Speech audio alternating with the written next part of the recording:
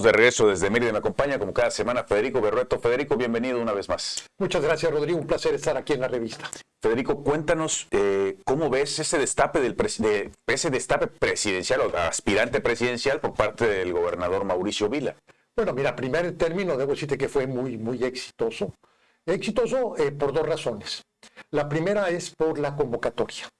Y en la convocatoria no solamente se advierte el respaldo de lo más relevante del panismo, de su propio partido.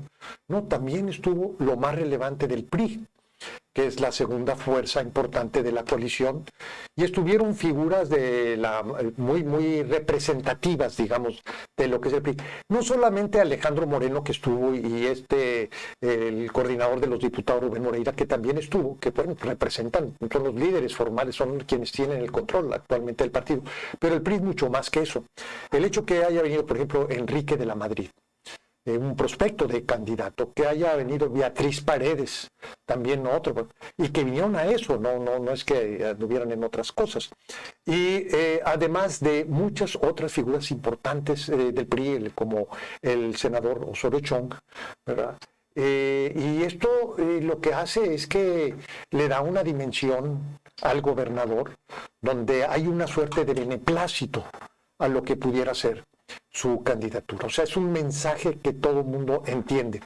Y la otra parte es que el gobernador como que reservó lo mejor de su gestión para el cierre. Entonces, el anuncio de obras significativas, verdaderamente no creo que haya un estado o un gobernador que pueda, digamos, anunciar o dar a conocer lo que va a ser los siguientes años de su gobierno, el cierre de su gobierno, con proyectos tan relevantes para el país, no solamente para la península, sino para el país, y derivado de que ha sido un buen negociador tanto con el gobierno central como con el sector privado. Lo cierto es que a Vila se le vio muy bien y efectivamente todo el mundo lo interpreta como, ya más que destape, como el inicio de campaña, ¿no? Eso es decir, fue un cuarto informe con sabor a inicio de campaña.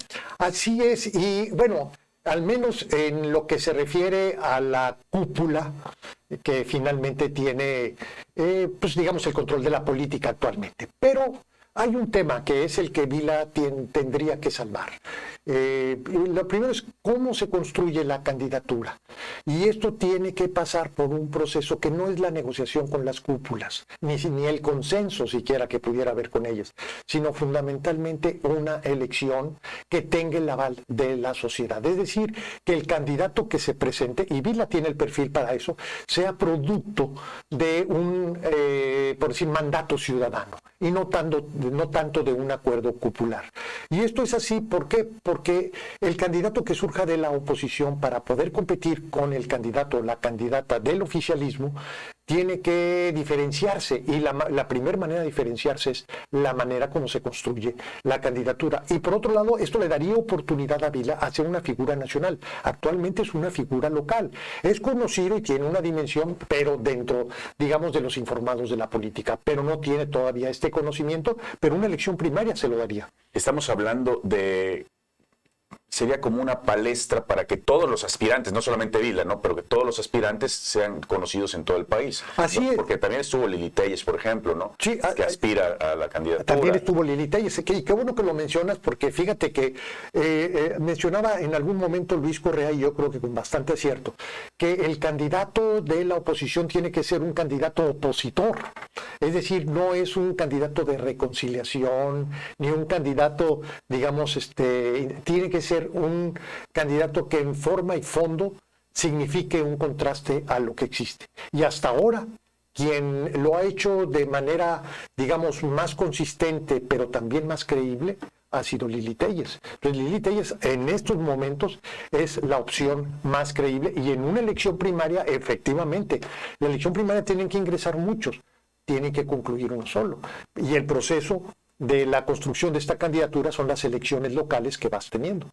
Oye, esto pudiera ser también que el gobernador Vila, que aspira a la candidatura presidencial de oposición, pudiera acabar siendo, si no logra la candidatura, acabará siendo senador o coordinador de la campaña o, no sé, presidente del mismo partido, ¿no?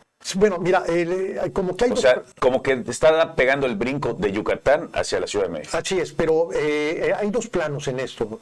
Uno es el partidario, donde Vila está en muy, muy buenos términos, y otra es el conjunto de la oposición, que es donde todavía tiene que construir más. Vila creo que tiene razonablemente resuelto el tema partidario, aunque hay otros como Mauricio Curi en Querétaro. Aquí también lo que se tiene que ver es qué significa Yucatán. Si tú comparas Yucatán con Guanajuato, tiene más peso Guanajuato que Yucatán. Entonces, de una u otra forma, el poder regional de un partido es un elemento de la ecuación. Y para esto Vila debe tener un liderazgo regional, no nada más lo que sería el estado de Yucatán, sino también en Quintana Roo, en Campeche, que tenga esta dimensión un poco para que se le vea más ponderado. Y en este sentido, pues ya en estos momentos creo que es una de las principales opciones del PAN. Pero el asunto es quién puede hacer ganar a la oposición, no quién puede hacer ganar al PAN. Y para eso, insisto, ni siquiera se requiere el aval del PRI o el apoyo, pues la verdad es que el PRI está muy disminuido, no. Lo que se necesita es el aval ciudadano, y eso te lo da una elección primaria. Estamos hablando de unos filopriistas, filopanistas, no militantes priistas o panistas. Así es, ¿no? Y hay que ver qué sucede en el Estado de México, porque si el Estado de México lo pierde Morena, todo el mundo da por hecho que iba a ganar Coahuila y iba a ganar Estado de México, como ganó muchos otros estados. Y ahora lo que estamos viendo es que Coahuila definitivamente lo pierde, pero incluso no se ve fácil la elección en el Estado de México. Si Morena pierde esas dos elecciones, el pronóstico en esos momentos va a ser que, primero, Claudia no puede ganar, y segundo, que difícilmente se puede construir una candidatura alternativa a Claudia para ganar la elección presidencial. Bueno, pues le agradezco mucho a Federico Berrueto todos sus comentarios. Coincido en gran parte de ellos. Nos escuchamos la próxima semana. Federico, muchísimas gracias. Muchísimas gracias, un placer.